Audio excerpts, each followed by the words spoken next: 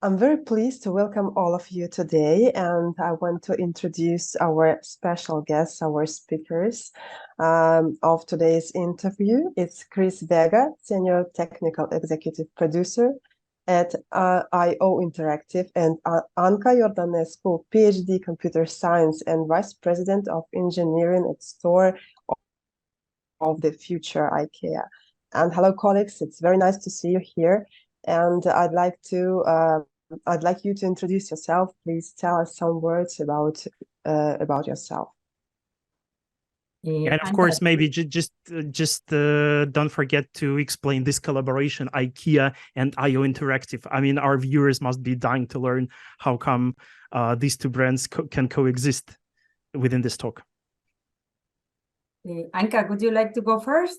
Okay, I can go first, and I would say, like, don't get so impressed about the titles. Titles are titles. Yes, I am a vice president for the Store of the Future of Engineering at the IKEA Retail, a part of the IKEA, handling the stores and the retail part of IKEA.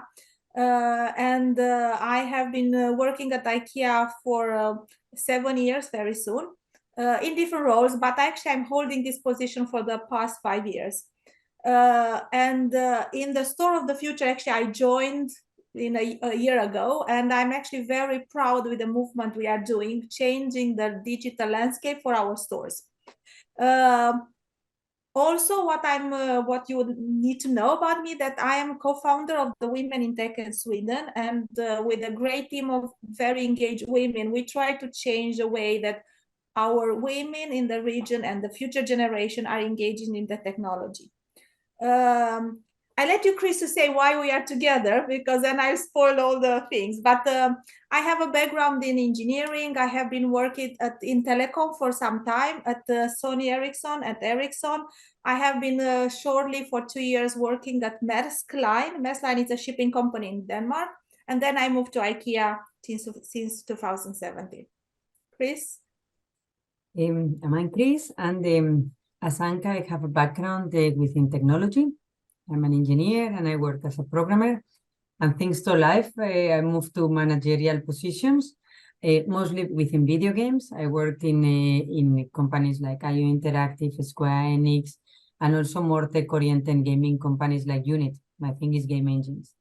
For a short period, I decided I was done with games. I had done that for many years and I wanted to try something else. And then I went to IKEA, and I was a colleague of Anca.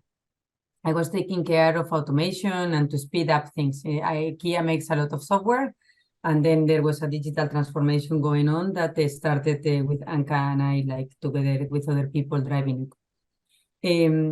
Then I felt I was missing games, that it was what I was doing, and how lucky I felt I was doing games, and I came back to IO Interactive. I've been working here for nearly 3 or 4 years now. And I'm a technical executive producer. At IO, we use our own engine, and I take care, together with a team of very talented programmers, of its development. As well as Anca, I'm quite engaged into making the technology world a bit more diverse.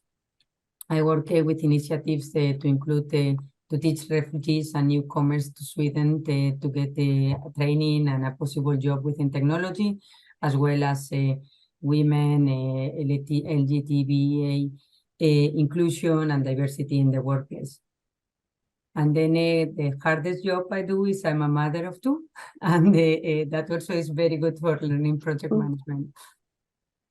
And how we get together is like, actually we found out that we are different, but very complementing each other, and together we are very strong, and we also collaborate extremely well, meaning we have created that trust relation when we really trust each other to do things, and we have seen that together we can really make an impactful change.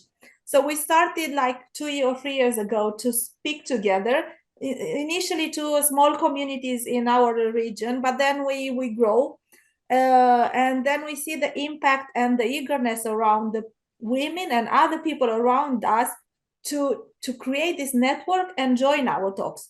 So we again, and we are continuing. We have also created our own, that you see, women tech setters. It's 2 of us, And we have big plans. It's just taking a lot of time. We are so much engaged in so many things. It's not possible to do everything we dream about it. So that's kind of how we are, why we are here together. Cool. I mean, mostly the talk is going to focus around leadership, but also feel free to use this hour to promote inclusivity and diversity the way you roll at Women Tech Setters.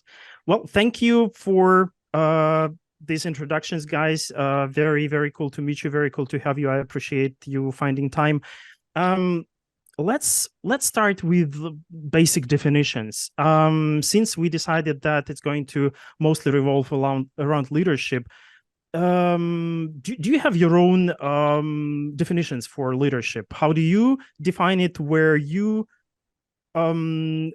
fit in, like, personally? So yeah, what's your take on that? Either maybe you have the shared understanding of the concept, or maybe you have, again, conflicting ideas, just like you had with office work. Yeah. Should I start, Cris? I think for me, leadership, it's kind of very complex. And I'm always, when I get this question, which I get it quite often, I'm trying not to get into what kind of leader you are, like in the boxes. I think that the leadership is so complex, and you need to be a little bit of each of it. I call it like polarities. You can be that way, and you can be a servant, but also directive. You can be anything. It's an adaptive way of handling. But what I think for me is the most important, and I'm always saying what defines me as a leader, is I started the leadership starts with me. You cannot be a leader if you cannot lead yourself. You have to start with you, and you have to lead the people through being a good example. People are not looking at words.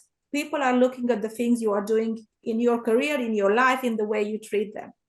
And then also I am saying, and maybe I have stolen the phrase, but I remember when I said people remind me, I think that the leadership, it's a network, it's not a hierarchy. So I believe in the power of many. I believe in communities. I believe in sharing a goal and a purpose together, and trying to make an impact and change the world together. And then you apply it how you feel it, but absolutely you have to have always people in mind. I don't think we can deliver things if people in the team are not happy and they don't feel as part of the team. That's kind of very short. Cris, maybe different? I agree in a lot of the points that Anca says. We are we have a lot of commonalities.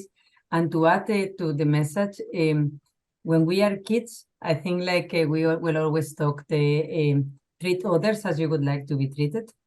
But I don't think this applies to leadership. I think one of the bases is you should lead people a lot as others needs to be led. There is people that is a specialist, or people that has a lot of more managerial skills. Some people might need more room, and some people might need more prescriptive directions, like a junior versus a senior. So whereas we need to learn some tools and have certain skills and communicate well with people, obviously, it's a lot about reading those around you and adapting them and leading them the way that they need to be led. The same thing will not work for everyone, or not even for ourselves. I would like to be treated that way, but maybe that other person would not like to be treated that way, or feel the safe that they need to work towards that North Star that we have to help put in there and create movements towards.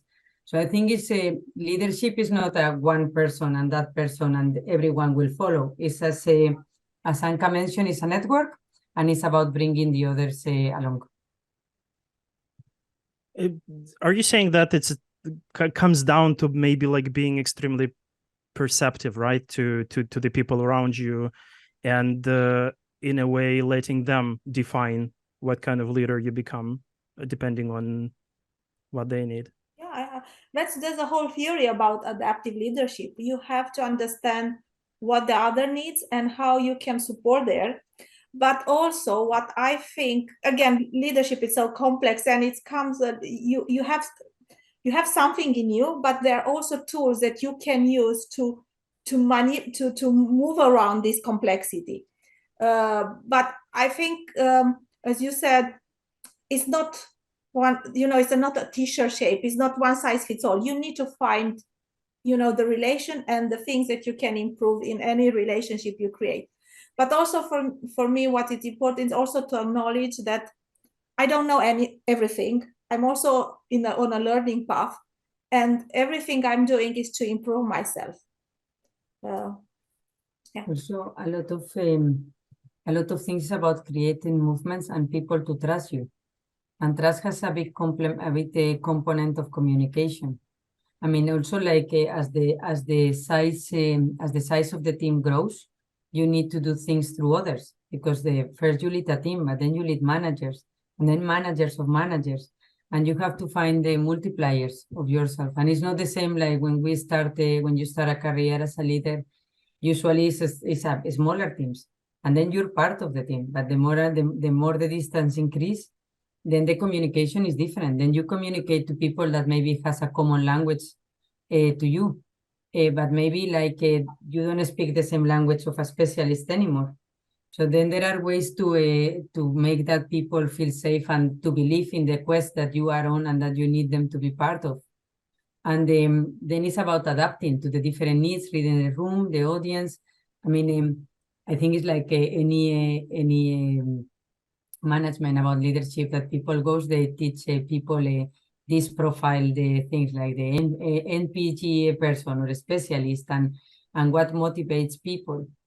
And I don't believe that much in those tests. Also, like I think they're indicators and people might read too much into them. Also, like there are many studies. If you take them in different languages, you will have different personalities, which I actually think is, but well, without derailing. Whereas those tests might or not be useful, what I do think is that there are different types of people, and different types of people are to be led differently. And then as a leader, you need to adapt to the crew that you need to bring along. So I think it's like on the basis, it's not about how to be a great leader, period. It's about how to be a great leader for this group of people. And I think the group of people is very important to consider in which skills will you require or use in that moment. And you have to like constantly, like throughout your careers, reinvent yourself, right? Because you go from a smaller group to, well, usually bigger, an increasingly bigger one, right? As you grow to more executive roles. Exactly. I mean, like my background started as a programmer, and I'm a very technical person. Like nowadays, I still teach some coding to refugees and keeps me up to date. So I'm not like a completely detached manager. I like to have some skills there. And for example, when I speak with programmers, we have a very precise language. When you talk technology, you mean exactly that thing. It's very deterministic, the words we use, like our lingo. However, I've been leading teams now, for example, I'm a lot with game design and gameplay. They don't have that language. They use natural language. So what is fun? What is engagement? Is your fun? Is my fun? What this means? And then, for example, I realized that a way to connect and to make sure that we are talking about the same thing is when they use game references. So they talk about video games. And then, for example, if we're talking about running can be fast or slow, we don't know. But then we talk about the running in that game or in this other game. That helps us communicate. If I would start using very technical words that I would use with a programmer, they would not understand me. And if I would use those type of things with a programmer, they would like shortcut. They would like more precise language. So I think through the years and depending the type of people we've been connecting with, definitely we have to reinvent ourselves and make sure that this communication flows the right way. Yes, absolutely. I absolutely agree with Cris, because I'm working in the recruitment maybe 13 plus years, and I know that you need to be flexible. Sometimes I know the cases when excellent and experienced manager came to the company and he was unsuccessful in this company because of the understanding, because of the mentality, and because of a lot of things, because of the team, because he was not flexible. He just thought that his manner and his style of the management is absolutely right, and he needed to change something. So that's true. And maybe you can share some tips. What do you use during your life? How do you understand that you need, of course, we all understand that we need to adapt, but how do you use this way? For instance, do you read some books? Maybe it's psychological books, or do you watch videos, or I don't know, what do you do, and what do you recommend your team to do? Some courses, or how do you manage it? Maybe I would say like this, how to become this adaptive leader, because that's all about being adaptive. But for me, and that's an example I'm getting as a feedback all the time, it also starts a little bit of authenticity of you have it, or with the way you are sharing, and you create that atmosphere in your team. And also it's all about sharing a common base of values, and that's what I think at IKEA, at least, it's very strong. So people are sharing the same base of values, and then it's much easier to navigate when you talk about the same things as a base. And then if you have this base in common, then you can, and you are an authentic, you open to the team, and you start actually listening. I think that's the most important that you have to learn as a leader. And I myself, in many times in my life, I've learned I'm very impatient. I want things to be done like that. I want to move fast. And I have really learned to slow down in my life. So actually at home, I can be impatient with my husband, and I say, I can, I am a different type of a mom and wife at home, that I'm a leader actually, because home I can, at office, I have to practice patience. I need to listen. I need to reflect. I don't jump. I want to sense what is happening in the room, and always, turn around, all these feelings. So for me, that's how I read the room. And about how I educate myself, IKEA for me, it's a great place. You can have whatever trainings and courses, and I have been actually really very honored to be part of many leadership programs, and with the top leaders, with top speakers, where you can learn from them.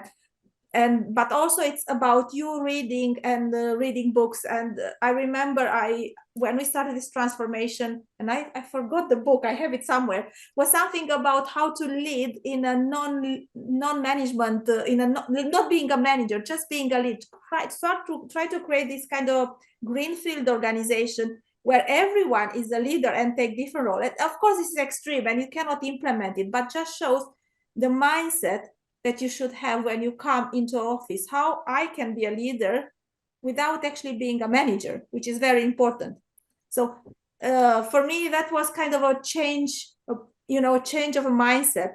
How can I really look and listen and solve and motivate people? And I probably will talk about how to motivate people soon without really using the management strings.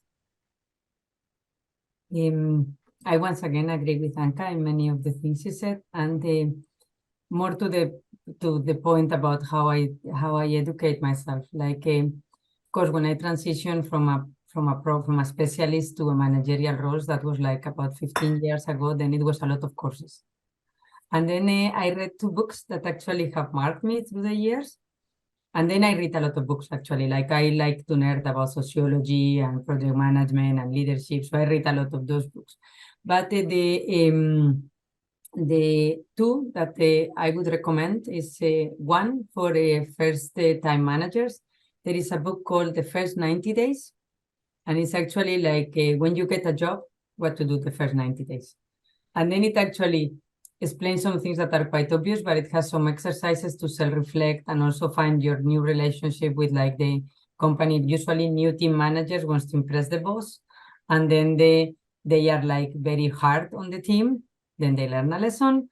Then next time they're managers, they become very close to the team and defenders of the teams. And then it's like they don't see the side of the company, and then often they also fail.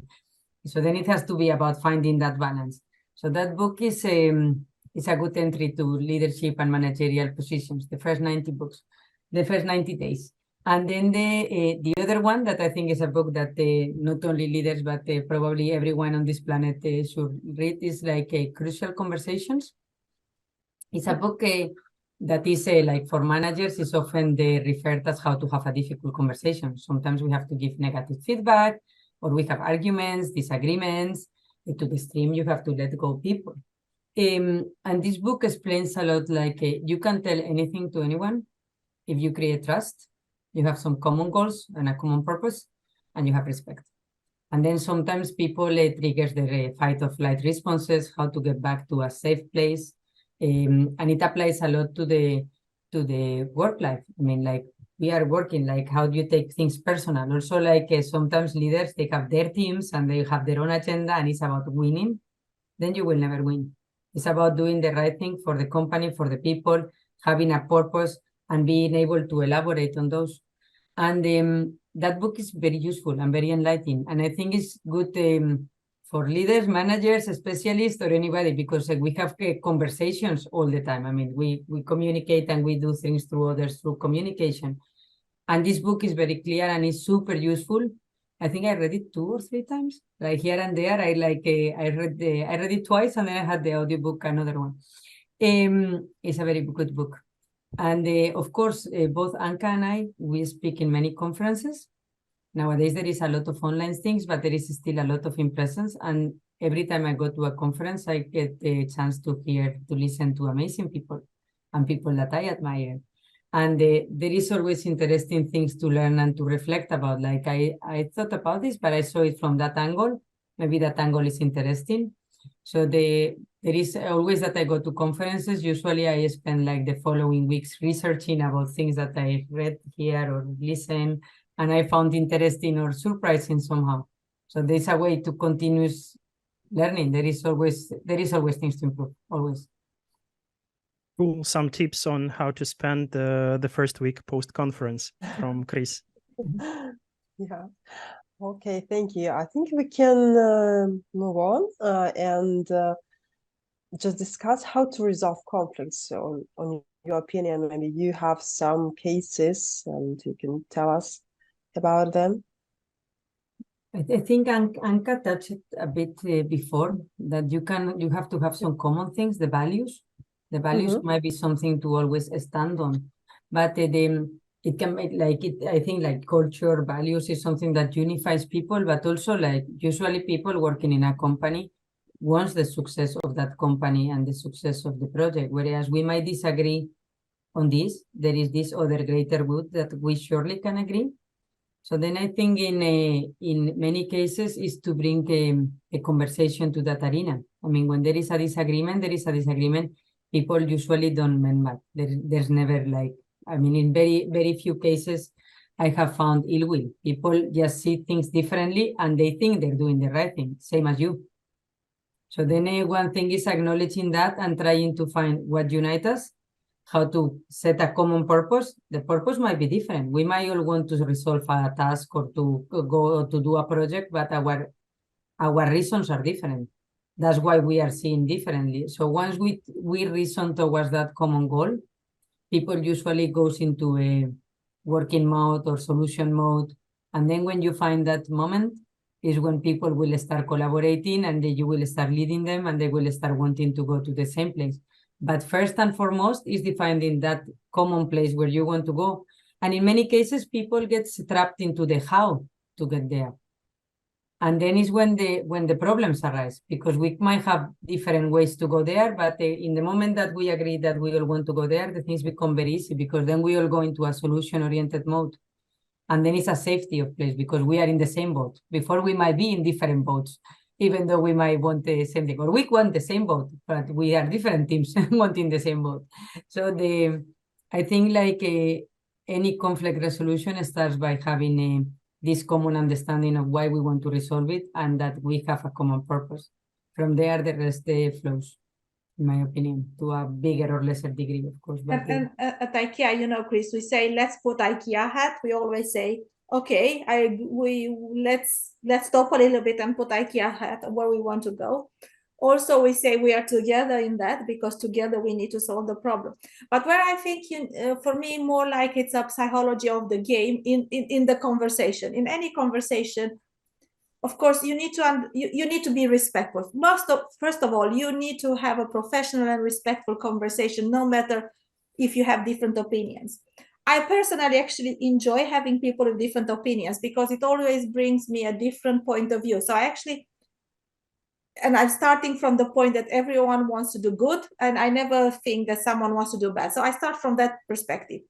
And then it's always about, listening, hearing. Sometimes you think, oh, this is a stupid idea, and maybe it is or maybe it's not, but it's actually listening into that. And then it's all about, like I call it, like a tango. You let them go, and it's more like a waltzing together in how you reach a compromise, because it will never be one black and white. It will be always a compromise. It will be always in your brain. You need to start thinking what I gain, what I lose, what battles I pick, what I don't pick, what I want, what is the most important for me out of this conversation. Do we want to agree and have a common goal, and no matter what, we should just get there? Fine, then I can let to go that solution. So it's a little bit, also being humble and learning. So for me, it's a lot of being wise in how you talk, and never use bad words, never be disrespectful, because that will not be good for you. But now I am more giving, for example, that this difficult conversation or conflicts when you talk about, goals. But where I find it may be difficult, as you said, Cris, it's about feedback. I think it's usually when you give feedback to someone, it's a very easy way to stay fluffy and not giving feedback, because it's difficult to say someone, okay, I was expecting you to do that, and I didn't see that happens. And then you enter like the other person is not ready. And as Cris said, if you have created that trust, and it happened to me, one of my direct reports, I'm not happy the way he has delivered it recently. So I've been really thinking a lot, even myself, I have avoid a little bit, I call it, I avoid the conversation for a while. And then I felt like, if I give him like, okay, let's try one more time, I will not do it now. I see like maybe he's recovering, but I felt like nothing happened. So I had to say, now it's time to take it. And I think, again, starts from a common ground, starts from, we want to get together out of that. I'm here to support you. I tell you how I see the things. Let's hear your view. This is how I see, and this is the facts. Be very factual. Don't go with the feelings. Don't, and again, stay professional. And then, of course, come together with an agreed plan, and do not let go, continue the conversation until you get to a common ground. And even though it's difficult, I know that person didn't feel very well. He thinks probably I am tough, but he also realized that, things were not where they should have been, and we need to improve it. Yeah. Some very interesting things you touch upon. For example, you mentioned the thing of the feelings and the stay factual. And often when giving negative feedback, they also feel bad. You don't want to tell to someone that they're not doing their job well, or that you didn't like that. The other person obviously is going to feel uncomfortable in that conversation. You can make it safe, but there is like the one common mistake is like the shit sandwich. You're great, and we're here. You do all these things well, but. And then the other person starts feeling bad, and then you give the bad feedback, but remember, you're great, you're wonderful. And then the person leaves that room without knowing if they were told they were great or they were not. What happened? That is very bad feedback. Maybe you left that room feeling better yourself because you kind of fixed it at the end, but actually you didn't give a chance to that person to fix their behavior. So speaking true is one of the values that we have at IO. And I think it's a very important value to have. If people, they don't know that they're doing a poor job, you don't giving them a chance to fix it. That person will never work. When someone, there's nothing that could bother me more than when 6 months happen. It's like, I knew that. I didn't say anything. Like that I told you so is like, why you didn't say anything there? Then we could have done it right. So it's very important to be honest and also be factual, not let our feelings to be trapped. We need to be analytic. That sometimes will mean you're right and you're wrong.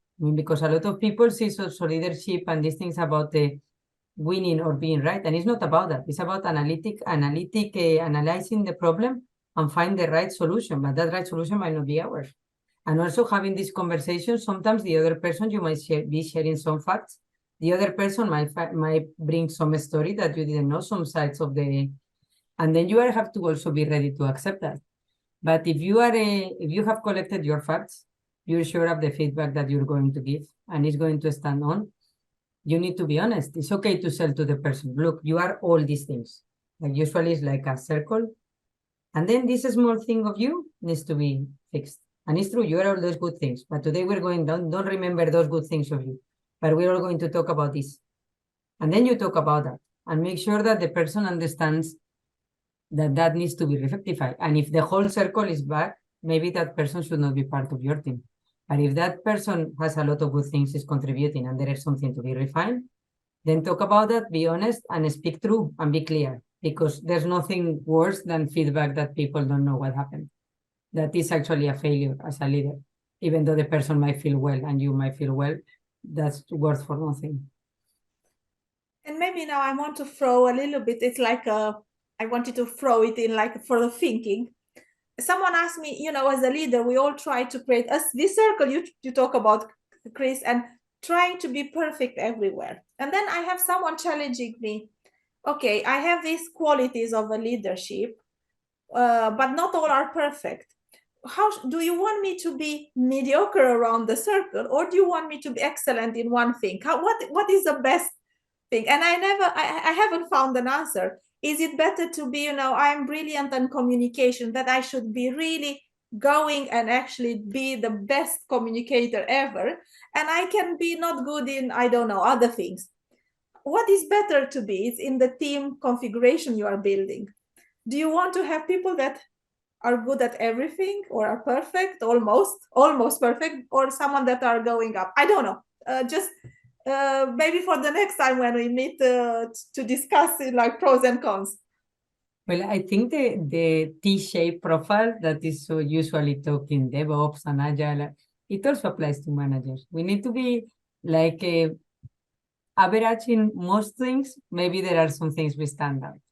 And I think it's for us also to surround with people that might fill in those gaps. I don't know. Yeah. And I think I agree. That's why I said maybe the circle is not a good shape to express about leadership. You need to think a different shape in mathematics. Now is when we get nerdy. I wish we could, Marina, just consider maybe having more sessions of this talk, because it's just so much ground I wish we could cover. And I know we have this entire plan, but I'm going to entirely mess it up right now. Something you mentioned, which is interesting, is that like feedback needs to be honest and direct and factual, but also, and I know we probably should discuss kind of diversity and inclusivity in more detail and in its own deserving place, but that's part of the challenge, isn't it? When you are working with a team of people who come from different backgrounds culturally, you do not, or maybe you do, give them feedback in the same manner. It just sometimes there are like extents, right, to which you can be like factual and direct with some and can't with others. Like, or maybe it's non-existent, but I just wanted to know your take. Like, are you experiencing that with some people, with some cultures, you are kind of less direct, and with others more? Yes, and what is more, the same is true the other way around, meaning when they talk to you, so you also need to read them. I worked in many corporations that had companies all over the world. So I worked with a lot of Europeans, obviously, but also with a lot of Americans and a lot of people from Asia. And they are totally different ways of communicating. And you need to understand also, like Europe, the North and the South. I mean, I'm a Spanish person living in Scandinavia for more than 15 years. And for example, Spain, Holland, we are very direct people. We just say it. And for a Scandinavian, that might be too much. Like if you would say it like straight, but they also the other way around. They are like more, if it would be me, I would do that. I mean, and they might actually want to say, I want to do this, but they are, so it's not only like the way you express things to them, it's also the way that they give it to you. For example, like in Asian cultures, they have like bigger problems with things going bad and negativity. So they tend to hide some of it or try to present it in a more positive way than it is. and making them feel safe with mistakes is really hard. So then it's about working with them about it's okay to have mistakes. It's like I want you to tell me the truth, not what I want to hear. Like it's fine, it's not reflecting bad on you. So it's a lot of work with that. Then, for example, Americans tend to be quite competitive. So there is like a lot of different things. And again, we go to the back of the beginning of this talk. We need to adapt to them. Like a person from Asia is from Asia, European, we have our backgrounds, and it's wonderful to be diverse. And it's wonderful to bring those things to the team. I mean, the diverse teams work better, perform better, and have newer ideas. So that's very beautiful. But we need to learn how to interact with each other and adapt with each other. I cannot expect that the whole team will adapt to me and behave like a European. And everyone in the team will have to acknowledge our differences and make the best out of it, including the leader. And that's why I mentioned that if you want to have a team which function well, you need to have these common values. Because and then if you think together in the same things, you can be who you are. I think it's important to be who you are. You shouldn't pretend. And the diversity is not only about culture. You know, even in the same culture, people can get feedback in a different way. Culture is just making it even bigger. I want maybe to give an example. We have been opening an office in India, in Bangalore. And I was the first one hiring the first product engineer manager leader there. He was, of course, an Indian working at Apple before in US and moving back to India home. I really, you know, as I hired him, I really trust him. I felt he was a great person. I felt, you know, really the right. And, you know, he started and then, you know, I got a lot of feedback about him that he is really behaving bad with the people. And then, you know, that kind of I realized that he's coming with a different mindset from US with India, talking to Sweden, which we see things differently. And that was actually a very difficult conversation, which I had to have with him. And I said, I really like you. I love you. I think you are a great, but you have to show that to everyone. You cannot, you have to think about your common ways, our values, how we behave, how you treat your people, how you grow them.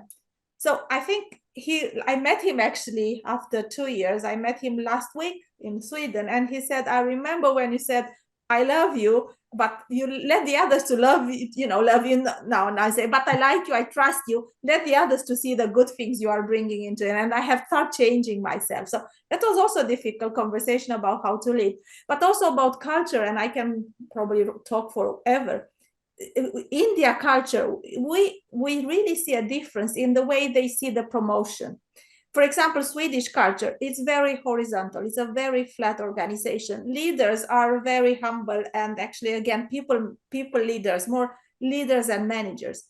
India is very competitive. They want to understand what is my career path in a year, in 2 years. When I become the manager, important for them is to be a manager. Why important for me in Sweden, and I'm Romanian, I'm not Swedish, but I really adopted a lot of Swedish culture. It's important to be a leader. I'm okay to be a leader. I don't have to be a manager. So that kind of a difference in the mindset really, really collides sometimes. And it's really, you know, what we are doing. We try to bring these people often into Sweden to understand the culture. So they learn, they see how we think, they see how we behave to each other, they see how we talk, and they can bring that back to their teams. Yeah. And everything you said that it's ideal that everybody should be allowed to be themselves, but also it comes with a compromise, at least, because just like you realize that, okay, you are this hot-tempered person, and maybe as a leader, you should detach yourself a little bit from your own emotions. So at least it takes a special kind of people, right, who are like flexible enough not to be entrenched in their ways and their emotions, to at least have that inner space to be able not to think that their way is the only right way. I think I call it emotional intelligence in a way. Yeah. And that's also probably why some leaders are very much loved and appreciated and get the teams, and some leaders don't. We we have to accept that they are leaders, as you said, Mariana, that they're not getting well with the teams, no matter how great they are and how they can't just make it, because they miss to read the team and create this kind of emotional connection. One thing that I learned through the years is that part of being a manager is to learn to be the bigger person. There's going to be conflicts. And then sometimes people cross each other, and sometimes people take work very personal. And that's fine. I mean, we should be more like work is work and our feelings are in the personal plane, but it affects us. We spend a lot of hours at work.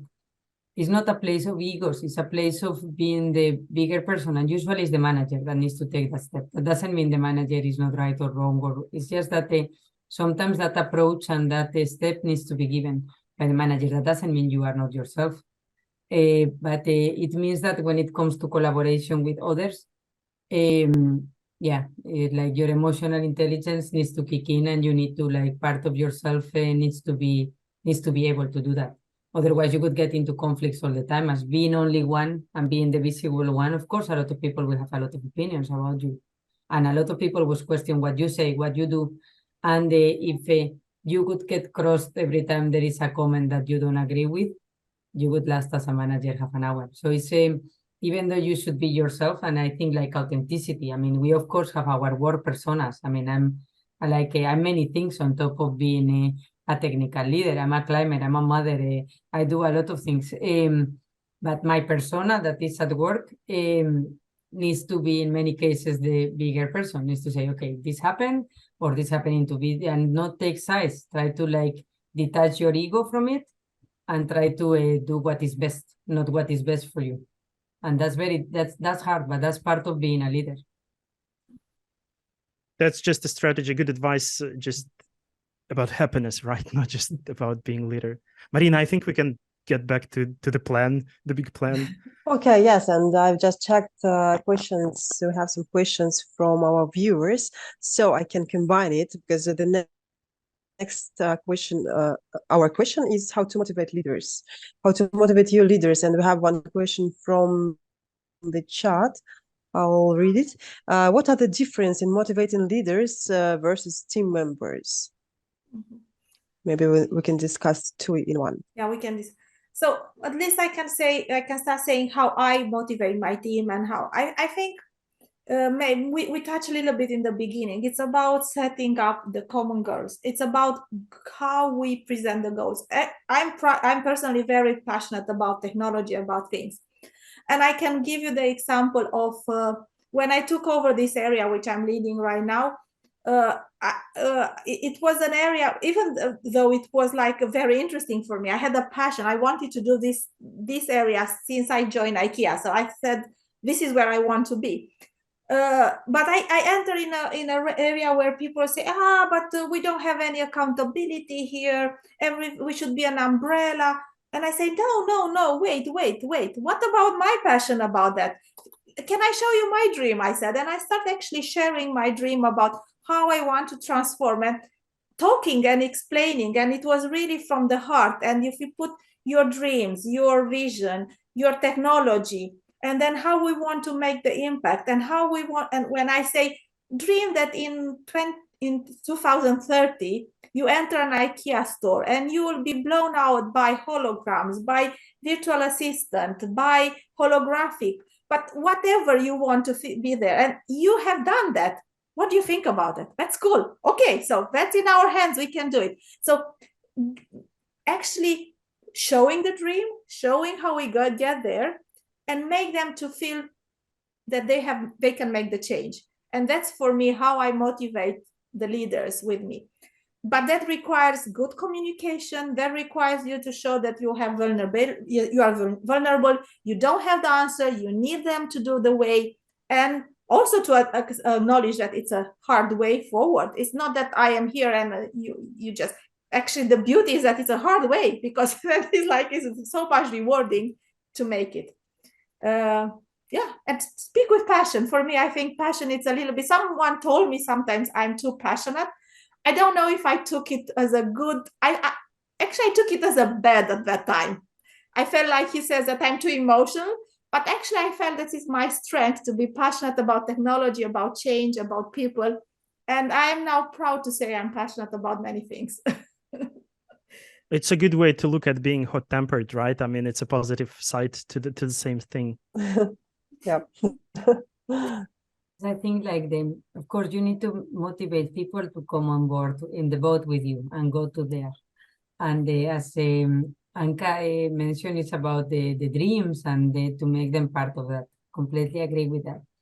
And then also it's about the day-to-day and the more practical things. And people usually wants to be part of that quest that the company has, and they are invested, and they will go on that quest with you. But typically people, they also want things for themselves. They also want to grow. And then there are like the 3 typical profiles is people that wants to become a more specialist in what they do. That also goes for managers. People that wants to learn more about being a manager, and they're happy where they are. And there is people that wants to move up, and there is people that wants to move sideways. And a lot of people is about their own development and contribution, how to be more valuable next year. So by doing what I'm doing, what I'm getting for me. So a lot of people find things valuable when they have a profit for themselves. So it's also about walking that journey with them. Like I'm a manager of managers, but those managers also want to be what they have their journeys. And it's different journeys for different people. So it's about finding that particular journey that everyone has and help them achieve them, to walk with them. So it's of course, we are all in this big quest, and they have to believe in that quest. Otherwise, they will not produce that value for the company, and they will be unhappy. But once they are there, it's like their individual journeys are also to be considered, and different people is different things. I've done some mentorship over the years, and it has never been alike, even though the profiles from the get-go might have seemed similar. And then about the difference between motivating leaders and motivating team. And I don't know if it's so much different. I think the same, to make them feeling that they are part of this quest, as you said it, Cris, and of a big goal. And where do I fit in all this on this journey? But also I have to acknowledge that with the leaders, it's a little bit easier in the sense that it's closer to your hand, meaning you talk often, it's part of your team.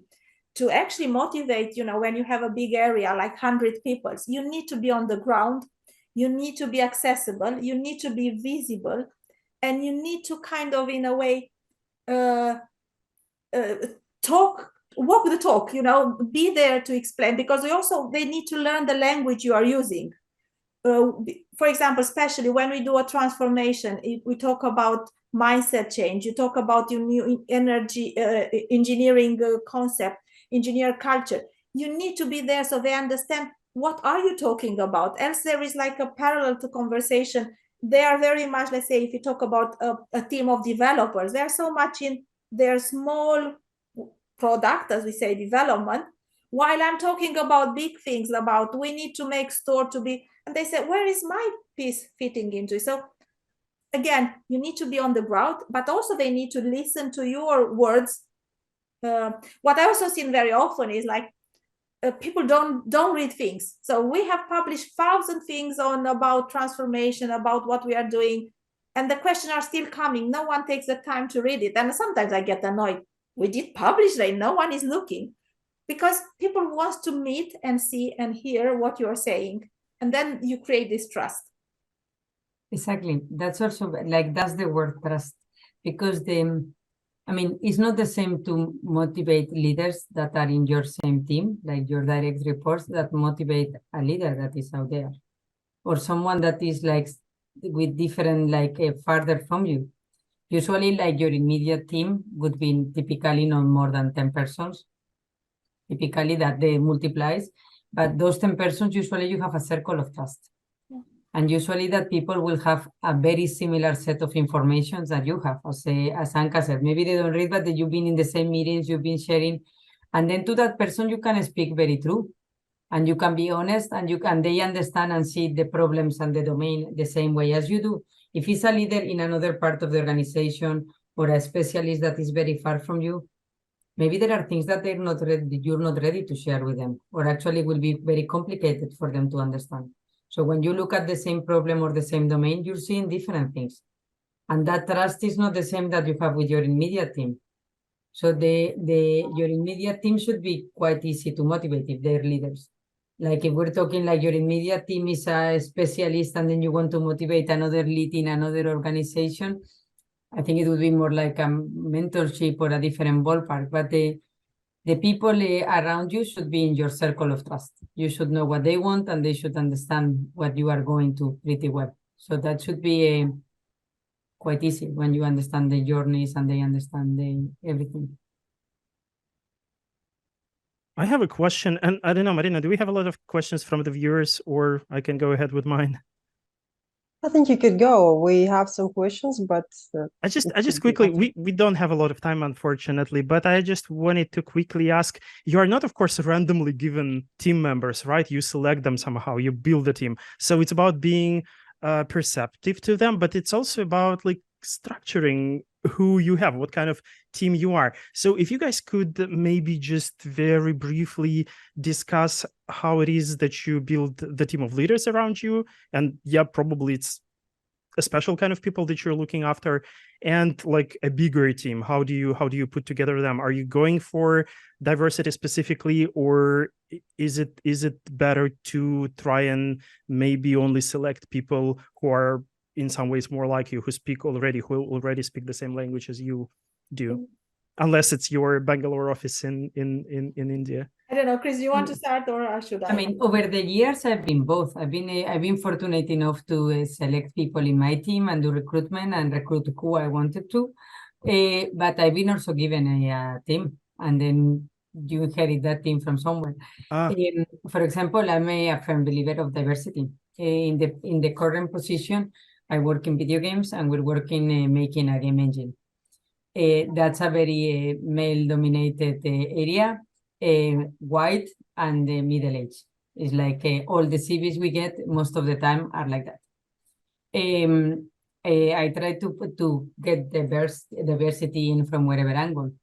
In managerial positions, there is more diversity than in principal render programmers. So actually, Glacier, IO Interactive's engine is fully produced by women, because all the core tools, all the game engine teams are all women's producing it. And it's been deliberate, actually. Like we got profiles from different candidates, and at equal the CV, actually being diverse was a strength, because it makes the whole overall team stronger at the same qualifications, of course. And as for the general question of how I select people, depends on the level of seniority. Sometimes I'm looking for a junior that is just to solve certain problems. Tactical is about executing and coordination.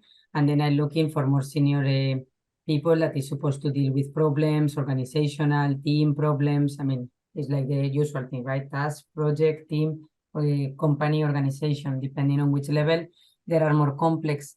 But generally, in a broad way speaking, I think knowledge can be acquired.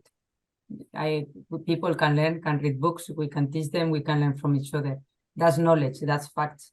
However, personality, when it comes to be a leader, there has to be some traits. In many cases, needs to be people that is very motivated, and has to be like have certain degree of stubbornness. If we want to go here and this path is blocked, then here. I mean, try to find your way. If it's a person that would give up first chance, the team will give up.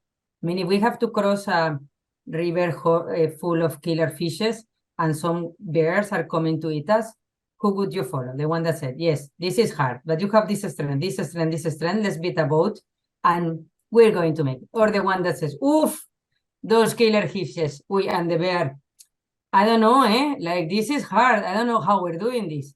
I mean, who do you follow? I start building the boat with the first one. No, I mean, the reality is the same. But there is people that has that they have a glass empty, and that doesn't mean being delusional. But I mean, we need to motivate people and also like have a little bit of stubbornness. We're going there, and we need to. If this doesn't work, then this, and people push with you. So, and that is something that is hard to learn. So then usually I look for those traits. And yeah, I mean, and of course, some people, if it's senior, needs to have certain knowledge and certain things. But in general, when it comes to leadership and management and the people that has to work with other people and make creative movements, those are the important for me. And if I have to say it, for me, to build a team, it's an art, and it's the most difficult thing. And I tell you why I find it so difficult. Because usually when you interview people, which I have done, I couldn't say 1,000, but lots of interviews I've done in my life, you really get connected with the people that are like you. And for me, which I'm really promoting diversity, and I'm really trying to bring women and, in my team, and I'm doing that. I need always to look at these people that are not like me. For example, if I'm someone that sees a glass full always, actually, I think that sometimes I need people in my team to see it half empty, because those people, even though they are difficult to manage, but they are bringing a different perspective. As Cris says, important is that, of course, they raise the questions, they raise the warnings, but together we can move forward. However, to navigate and find all this mix in between, having a team which we have junior, we have in the role, you have senior, you have all diverse, you have all the personalities. It's very difficult. I will never say, I couldn't say that I have managed to create a perfect team from a theory perspective, but I have the best team ever, and I have great people in my team. And I think important is to learn to use each other's strengths and weaknesses in a way. And again, I really embrace the diversity. We have played some time ago a game about, we call it Luis being someone brought outside from the circle of trust, very shy, trying to bring new ideas. And we see the benefit on how the circle of ideas is just growing. So how, if you take an idea and you take two or two, and then you move it to another group and you share the same idea, you see how your solution is just growing. So no one has any doubt about diversity is important and it's a must, but I think it's difficult, very difficult. And you need to be, again, very aware about what you want to achieve in life, and how in the team, and how you build it. I have 100 other questions, but Marina, do we have to wrap up already? I think we have no time, colleagues, but it was amazing, really amazing, excellent dialogue and conversations, and I'm so happy that we are having you here today. And I want to say a big thanks for you for your recommendation, tips, and information, and a lot of. And for your passion as well. Yeah, definitely. You guys do have a great chemistry. I like women tech setters. But the main things that I want to say, that thank you for inspiration. It's really amazing. I would say thank you for inviting us, and follow me and Cris, because we are doing great things. And with Women in Tech, which is now in south of Sweden, we are planning so many activities in Sweden. We want to help women to learn how to get hired. We have an innovation competition. We talk about like networking. We talk about mentoring programs. We want to talk about leading, how you lead in the new era, and how you adapt to the unknown. And so follow me and Cris, because I think we can move the mountains together. And so come with us. Yes, we will. We will, and it's cool to be part of that. Yes. No. Yeah. I mean, it's good to be in the business of moving the mountains, right? Yeah. That's an easy one. Thank you for having us. Thank you. Thank you, guys. Bye-bye. Cheers. Bye-bye. Bye. Have a great day.